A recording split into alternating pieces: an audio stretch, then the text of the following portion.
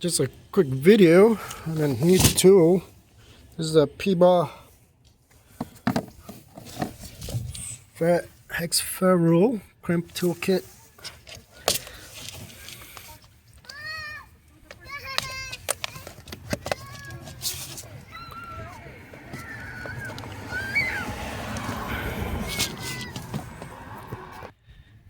So this is what the kit looks like. Comes in this tray.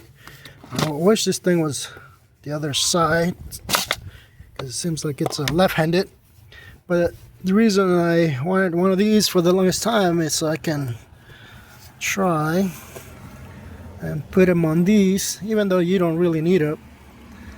As you can see, I have these wires here, so I'm gonna crimp whatever size it is on this one and try it. That way your wires don't look like that. So let me do that since I need both hands.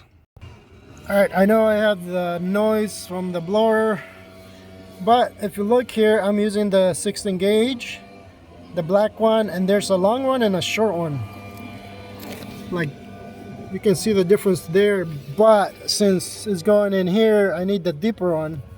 So I actually had to cut or peel the wire a little more, and I just did one right there, and that's what it looks like. It coming out on the front a little bit, but man, that is solid. So let me take a look. I mean, like I said, you don't need it, but it's kind of nice to have. So there we go, and that's what it looks like. I mean, I can definitely push it a little more, obviously, but kind of hard to do one-handed. So there you go. And if I pull it, it doesn't go anywhere. Just cleans things up a little more. So let me do the second one, which is kind of nice. So keep that in mind because it wasn't coming all the way out. Then I realized there's the longer one and the short one. But depending on the application, that's the one you want to use. So let me do it.